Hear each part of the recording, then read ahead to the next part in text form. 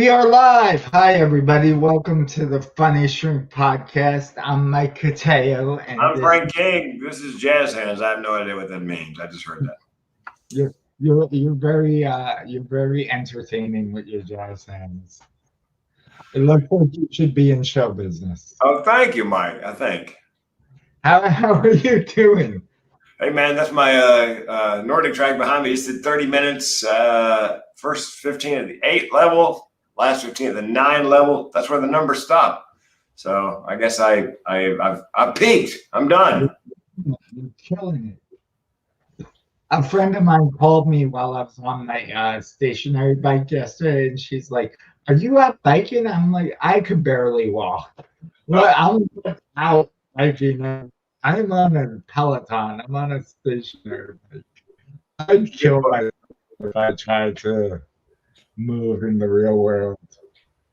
Yeah, I gave up on. I kept thinking I'm going back to the gym, and you know what? It's open, but I'm not sure I want to be there with all those people breathing. Yeah, exactly.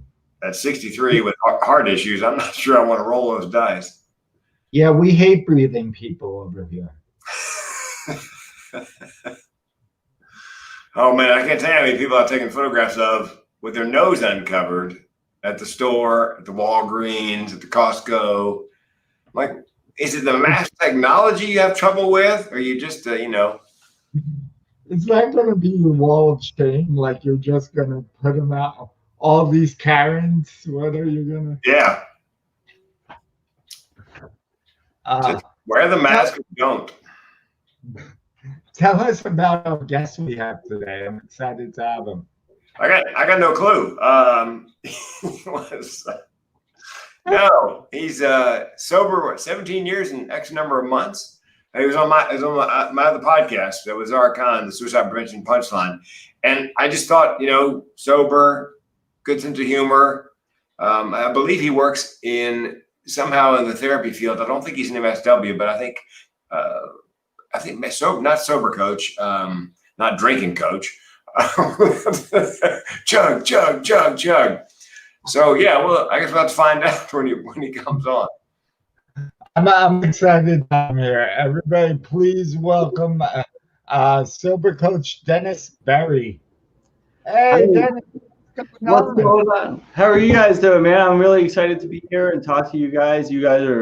I respect both of you, funny people, and we were kind of talking before the show. I'm not really a trained comedian or anything, just a smart ass, and perfect.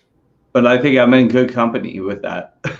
Yes, you are. And listen, I called you a sober coach, but I know that's not right. It's something else. Well, it's the same thing. I'm a life coach for addiction recovery, and that's right. That's why Mike. I thought, Mike has addiction recovery. He's a smart ass. Been a smart ass addiction recovery. It's marriage made in heaven. I know. Well, I don't know if I can keep up with you guys. Don't worry, we're both slow these days. Yeah.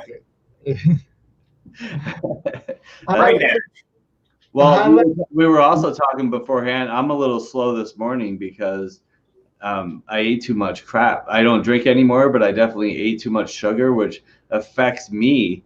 Well, first of all, I think part of it is the sugar. The other part is that the amount that I ate it the same way I would used to drink.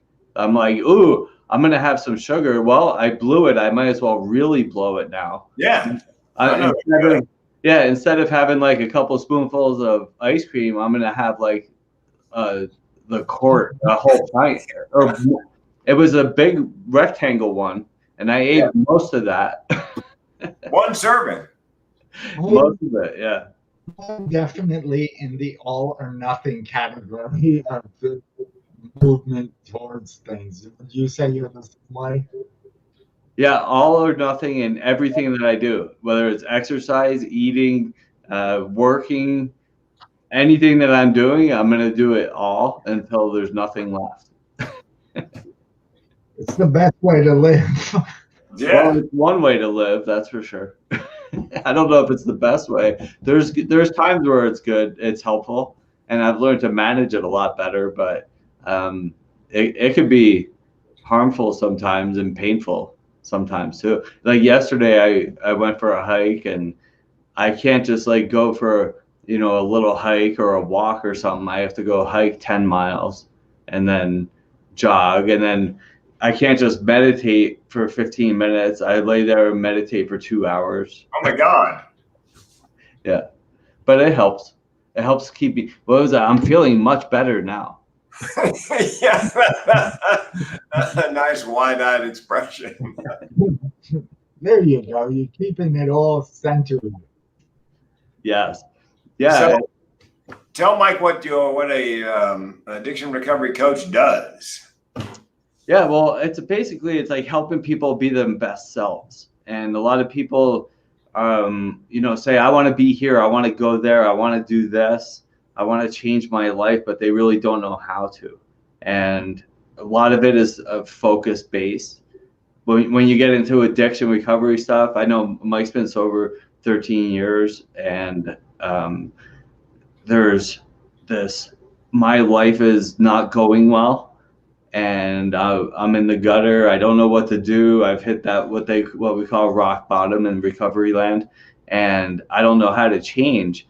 So I need help with that. And now I also believe there's different ways of doing that. I used to go to AA a lot. They're 12-step programs, and they definitely have value, absolutely. And if you don't know what you're doing and you don't have any money and you're stuck in life, go to some meetings. They'll help you. They'll give you some direction there, and really great people, and they'll hug you. Well, although not now because we're not allowed to hug anybody, but they're there to help, but they understand what you're talking about. And so that's great. And what I do is help people get to the new levels, because it's not really about not drinking. It's about growing up and looking the world in the eye and facing life as it comes at you, not avoiding going anywhere on earth or doing anything. And, if you want to start a business, let's start a business. If you want to, have better relationships or be in a position to find the best relationship, let's do that. And a lot of people just don't know where to go and how to get there. And I have a coach too. I'm not talking to you from up here going, you know what, I got life all figured out, let's go do this. I'm just as screwed up as everybody else, except that I have some tools. I've been trained to help people get to the next level. So that's what I do. That's great. Did you focus in recovery when you became a life coach, or did you learn overall and then said, "Oh, I want to focus on being a life coach"? Right. Well, I've done over the years, like I said, I've been sober a long time, and I've tried so many different things. And I had a catering company because I'm a classically trained chef. I've been cooking for almost 30 years now. No, 30 years. Man, life just flies by. So 30 years I've been a chef, and I had a catering company, and then I got into fitness, and I was a trainer for a while. I was in sales and marketing. I'm a coin dealer. I'm a numismatist. I've done so many different things. And at the end, I've been helping people with addiction recovery, alcoholism for over 15 years now. And I used to do a lot of public speaking, like Frank, and you too, with touring and stuff, but nobody's going anywhere. So now we focus. I shifted all of my marketing efforts to the life coaching, and it feeds my soul. A lot of people are stuck in bed, and they wake up every morning with their sheets over their head, going afraid to get out of bed, because that you're like, well, yeah, even without mental problems like Frank, but they're afraid to get out of bed in the morning because they don't want to go to this job that's sucking life out of them, that they're miserable at. And we're so fortunate to be able to do what we love to do and help. May I interrupt, Dennis? Sure. I don't know if you realize, but that was a classic comedian move. Like, you're talking, you're very serious, and then you do a little jab. Well done, my friend. Well done. Oh, yeah, well done. Well, what an honor to get that. Maybe I need to shift directions again. No, I don't think.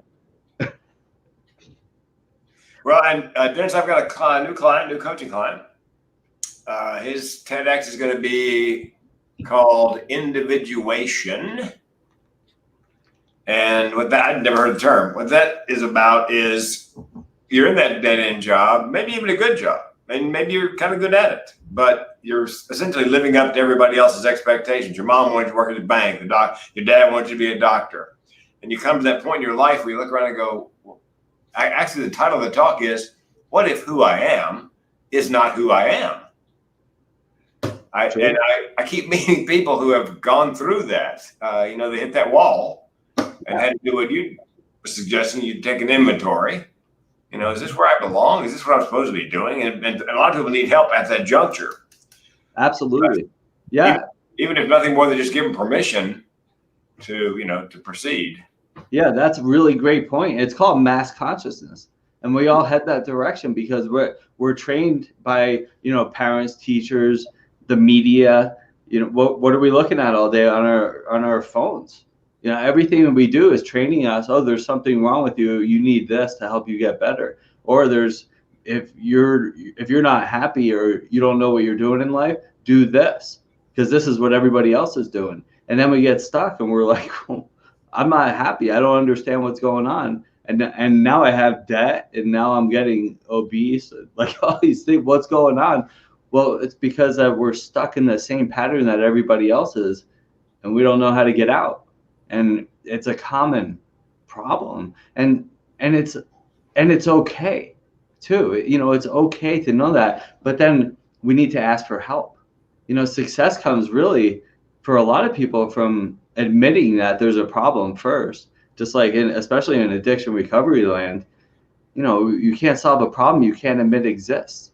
So if you're stuck in the same pattern, I don't know how to get out, so I'm just going to watch Netflix for 4 hours.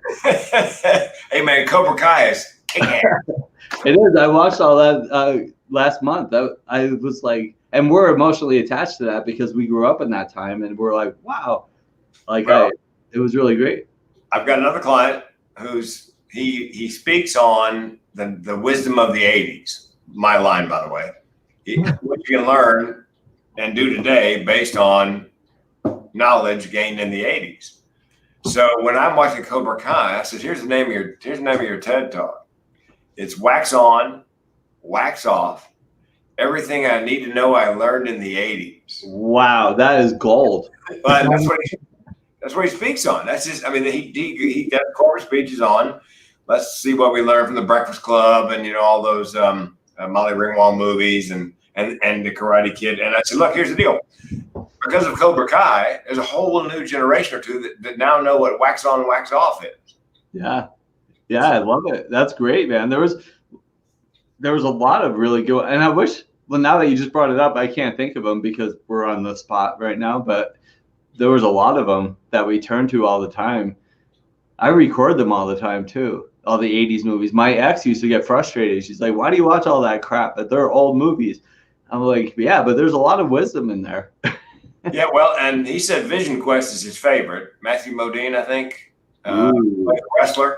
The wrestler, yeah, I remember. Yeah, and I like the Karate Kid, and I saw Fame when in the early 80s when I was still married to my first wife and not doing comedy, and man, did that resonate. Like that's where I need to be. That's that's me. Yeah. I love that movie. I auditioned for that high school. I did not get in. I auditioned, and it was I even auditioned to sing. I can't sing to save my life, you guys. I'm like, I'm doing it. There were sequels all of them. I'm like, fine, why not? Let me embarrass them.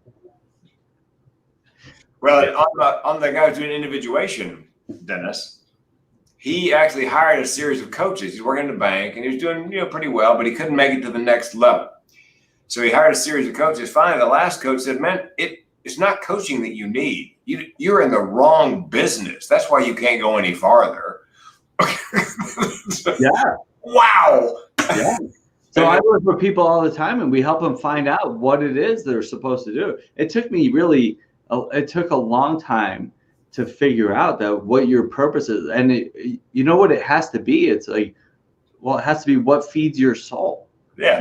What makes you excited to take the sheets off and hit the floor in the morning? If you don't feel that, then you have to go find that. Now, it's not going to be like that 24 hours a day, once you find your purpose. Yeah. But being on the right path and having that, knowing what your purpose is, it makes it easier when times get tough. When you're like, oh, I still don't know if money's tight, or I don't know if I can afford to get to this level currently right now, or I can't do this, but I'm still on purpose. If you're stuck if you're like, oh my God, I have $100,000 in debt and I can't afford my life, my wife, my car, all this shit, but I have to go to this job that is like sucking my soul out of my body. That's where like addiction comes in. Well, I don't know how to handle this, so I'm going to drink, I'm going to eat, I'm going to watch porn, I'm going to go shopping with money I don't have, I'm going to watch Netflix for 4 hours. That's where all addictions come in, because I don't know how to handle life, so I'm just going to check out for a while.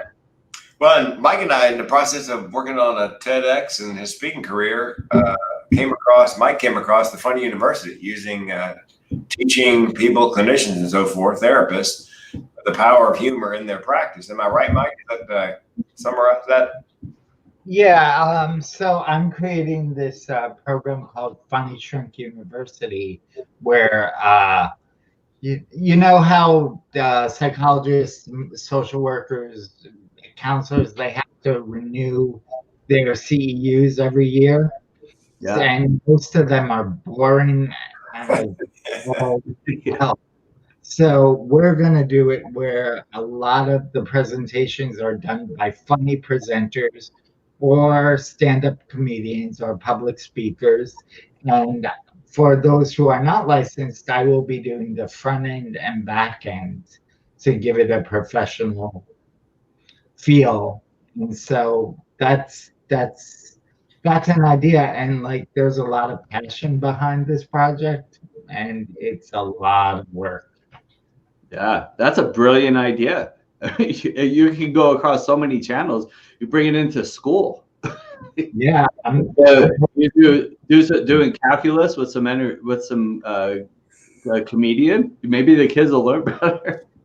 Yeah, well, it didn't even help me in math. Like I had this very funny, engaging teacher, and I failed trigonometry like 3 times. Right.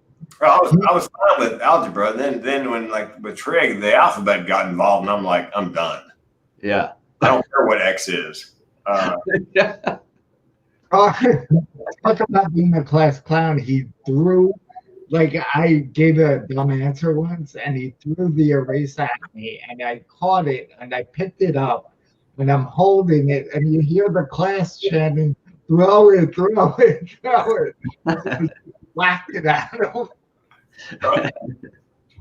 That's interesting. When I was a chef back in my early chef days, I guess I wasn't a chef yet at that point. I was just a cook right out of culinary school. But my chef, when I worked at Trapp Family Lodge, the Von Trapp family from The Sound of Music. So I worked there in Vermont, and the chef was Michel Martinet, and he was this master French chef from France, and he used to throw knives at us. Whoa! Oh wow! And plates. He would throw, like we would put up a plate in the window, and this was a 5-star restaurant, and then he would taste. He would do quality control on the line.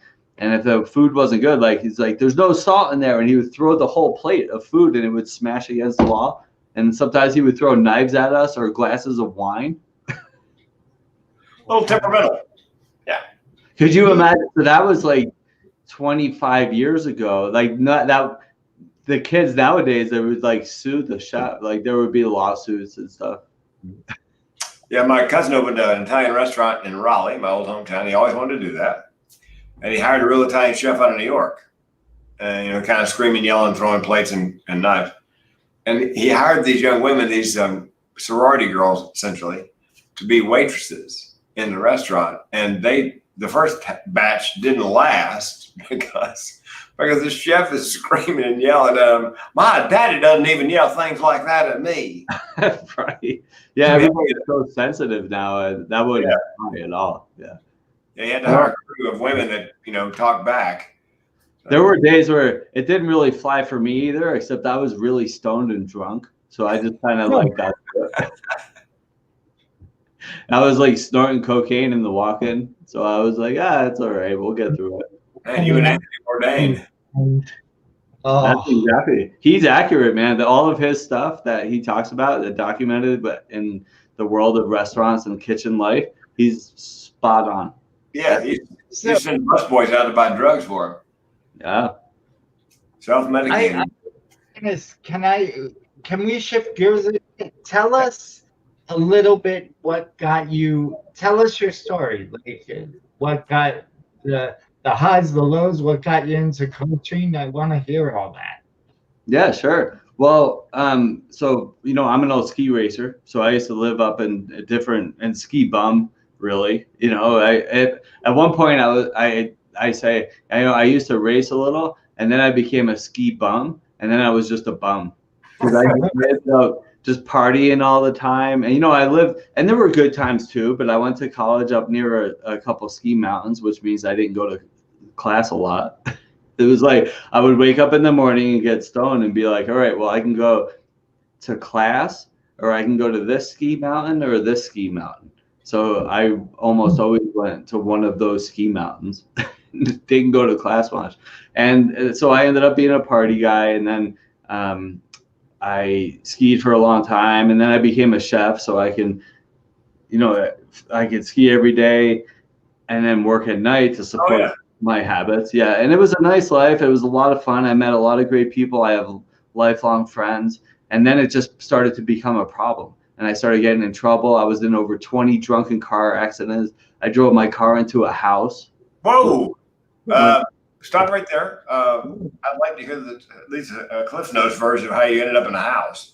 Yeah. So I was at this party where we were, the last I remember, and I had to piece this back together, but they had like trash cans full of jungle juice, that we used to call it, where we would put in just lots of alcohol and fruit and stuff. And then we were doing shots of tequila. And I think I went outside, and there was a couple of friends and a couple of girls that came out. They're like, Dennis, you shouldn't drive. And I threw up, and I wiped my hand off, and I was like, screw you. You don't know what you're talking about. So I get in my car after throwing up, and I drove maybe like 1,000 feet, and then I bounced off the guardrail and then drove across this lawn right into a house. So back then, this was, I think it was like 92 or 93 maybe. And I left my car there, and then I was only like 1,000 feet from my apartment. So I got out, grabbed the keys, ran home, and passed out, left my car there. And I woke up in the morning, and I looked in the mirror, and I had like bruises with dry blood on my face, and I didn't remember any of it. I was like, I wonder if I got in a fight last night. And so I took a shower. I was like, I'm hungry. So I was like, I'll go get something to eat. And I went outside, and my car wasn't there. Can you imagine? So I was like, And I walked over to where the party was, and then I walked down the street. And so I called the tow company. And I was like, hi, I'm calling to see if you towed my car last night. And they said, is this Dennis? They're like, I was like, yeah. And they're like, Dennis, what were you doing last night? I was like, I don't know. They're like, well, we pulled your car out of a house. And I was like, oh, that's not good. So they, what I ended up getting there was I got leaving the scene of an accident. I didn't even get DUI. And because back then, that wouldn't happen now. Now they would find me and lock me up, and I would have woke up in detox in a lot more trouble. And I had to pay a couple $1,000s in restoration, and it kind of went away. And my life went that way for a while. I'm sorry, what'd you say, Mike? Response. That's not good. Yeah, that's not good. That's not good. Yeah. And so, yeah, that's the way life went for a while. And, up there in Northeast Vermont where I was living, it's just a very rural area. It was just a different way of living. And I would roll my truck, and then I would get out and be like, oh, this is not good. And then I would run over to a friend's house, and we would roll my truck back over. And then I would just drive my truck home and wake up in the morning and like, what happened? Why is my truck caved in? And I didn't know. and I would, take out fences, hit telephone poles and trees. And so that's why I don't drink. It's not good for me. And right. So fast forward a few more years. I'm sorry. The real alcoholic response to that story is, and that's why I don't drive anymore. Drinking. Yeah, that's why I can't drive anymore. Exactly. Yeah. I mean, I still have that extreme personality too. So, and now life is a lot different now, and I work on that. But so anyway, I fast forward. I finally left the mountains, moved to suburbia, and got like the job, the mass consciousness job, the job I'm supposed to have to fit into this world that we live in. And I had that for a few years. Only I was still drinking, and my life was just totally falling apart, spiraling downhill really fast. Then I ended up getting fired, and because I got in one last big car accident where I rolled 3 times coming down I-70 from the mountains up here in Colorado. Yeah. And, I had blood coming out of my head. I got in trouble for that one, and I ended up losing my job, ended up in rehab for 30 days, and so I've been sober ever since then. But it's been an emotional journey now. I've been very fortunate, blessed, lucky, whatever you want to call it, to not drink anymore. And I don't think about drinking anymore. It doesn't mean I'm immune to it and that everything's perfect all the time. It just means that I don't drink anymore. But it means that I have to grow up and I need to expand my mind so I don't go drink anymore and find out the real reasons I drank that way and behaved that way was because I'm unsettled up here where I used to be. And what's my purpose in life? My purpose is to help other people. And it took me a long time to understand that. And that's how I became a life coach. And my purpose when I wake up in the morning is to help people figure out their purpose and to help them when they're struggling find a better way to live. Hey, do any of your clients, depending on addiction, substance use disorder, try to BS you? Perhaps not knowing that you had 21 car accidents, and most of them you can't remember. Right. Yeah. I mean, everybody does. Everybody tries to BS you because everybody wants the most out of life by doing the least. Right. And so you're a comic. right. Yeah, I know. Well, maybe I'm realizing maybe I'm closer to that than I think I am by talking to you guys. We work 45 minutes a night. I mean, that is no work ethic whatsoever. Right. And we're tired then. Oh man, thank God that's done. 45 minutes. Woo! Yeah, and so I mean, I talk to people all the time that they get stuck in the blame game. It's my spouse's fault, it's the police fault, it's everybody's fault but mine. And so we have to get to this point where you understand your responsibility in life, and then you can make changes. And as long as it's somebody else's fault, you have to wait for somebody else to change in order for your life to get better. And that's really unlikely to happen. So it's like once I take responsibility for my life, now I'm in a place to change, to make changes to get to where I want to be. Do you get a lot of people that, as my sister would say, the yes, but people? You give them good advice and all you get is yes, but. Yeah, but. Yeah, but. Yeah, but. Yeah, all the time. And and that's why I have a coach too, because I can get into that same shit. Again, I'm not talking to you from up top here. I'm talking eye to eye. It's just I have some training to pick up on it faster. But I also have a coach that calls me on my crap too, because I can get into, I don't drink, but I could still end up blaming my ex, or I can be like, oh, if only life was going like this, then it would be better for me.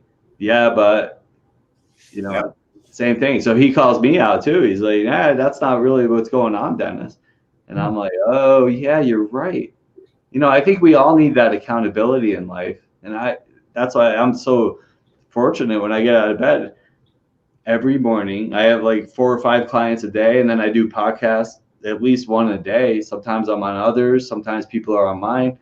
And, I'm just like staying in the game, keep myself aware and sharp. as sharp as possible, except when I eat too much shit and I can't stay focused. What kind of ice cream was it you ate almost an entire carton of? Reese's. I love peanut butter. Peanut butter is my weakness. Yeah. For Reese's. What's that? That's my favorite candy. Anything. Like, Yep. Agreed. Chocolate and peanut butter, what a great combination. Oh, remember those commercials? What was that? The 80s or 90s? I can't. We got You your put my peanut chocolate butter. You put the peanut butter in my chocolate. butter. Brilliant. More wisdom from the 80s. That's right. I'm telling you. And I actually said to the guy when I sent out the ideas, I go, look, I don't say this very often, but this is freaking brilliant. Yeah. Yeah, I love that stuff. Yeah. And so, I'm just really fortunate. And, I'm so grateful. And it's amazing. It still amazes me that people pay me to help them. Like, Right. I'll show them my old pictures and tell them some of my old stories. Like, who you're talking to right now is not who I used to be. And if I could do it, anybody could do it.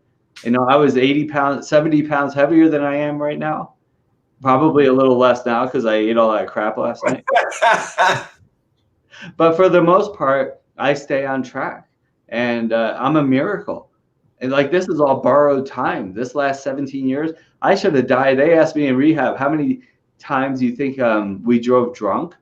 And I think I was over 3,000 times would be my guess. And I'm not talking like I had an extra beer at happy hour. I'm talking about like close one eye to stay on the road, drunk. Can I share a story with you? That reminded me of something. So I have a physical disability from a car accident when I was a baby, and I went bungee jumping one time, and my mother goes, "Why would you do that? What?" Like, I'm like, it was a rush. I wanted to see. Like, she goes, "If I was you, I wouldn't do it. I mean, you're already living on borrowed time." That's right. Yeah, no kidding. Like, this is all extra, man. So what am I doing with this extra time? It's like I don't know. I mean, I enjoy myself, but I think my purpose is the same as all of our purpose. It's to help other people. And I think that the three of us all do that. Yeah. And I think that if we all had that mindset, we wouldn't be, so angry all the time. There's so many angry people driving down the road, giving people the finger. When you walk into the grocery store, look how many are frowning. There is that idea of a drunk, like someone who doesn't work on themselves, like stops drinking, but doesn't really get the help to change their habits. Yeah. You are that guy. You're the guy that helps them change their habits. It is. I am. Yeah. Because and again, I can get into that too. It's like it's the dry drunk. That's what you said, right? So it's just, right. You can, what is it? You could put lipstick on a pig. It's still a pig, right? So it's like, I could take away the alcohol, or what is it? You got to, if you got a drunk thief, now you're just a sober thief. You have to, you take away the alcohol, you're still a thief. So, I mean, we have the idea, which I said a few minutes ago, is emotional sobriety. I want to be able to not just like not drink. This isn't a not drinking contest. This is like, how do I live successfully now? Okay, so my life was in the shitter because I don't know how to handle life situations. So I used alcohol to do that, or drugs, or whatever it is that I use to do that. So now I take those things out of the picture. So how do I live life successfully now? And that's really, like, I'm excited to work on that now. And some days it's more challenging and you get those wins, and some days you lose, but you just got to keep pushing forward. And eventually you find out that you are winning. And as long as I don't drink, then I get to keep trying. Incredible. So thank you for coming on. How can people find you? Like, Yeah, the best way really for everything is through the website, dennisberry.com. You can buy my book there. You could see my podcast links there, and you could book a free session with me. We always have the first session is always free, and then Just like a drug dealer. I love it. that's right. You got to reel it in. First one's free. Bring your friends. Yeah. But you guys are great. Thank you so much, man. I appreciate it. It's great talking to funny people that like to laugh, because not everybody does, you know. Well, you brought your A game, Dennis. I laughed quite a few times, and sometimes it's not so much a joke as it's just timing, or as Mike said, serious. You know. Just a little jab in there. Yeah. What's the name of your book? My book is Funky Wisdom: A Practical Guide to Life. My friends over the years in sobriety, they say, "Oh, Dennis has funky brain." So my podcast is called the Funky Brain Podcast, and my book is Funky Wisdom, and I'm working on funky focus and funky health now. Oh, boy. I'm the funky guy. Well, and Mike's got.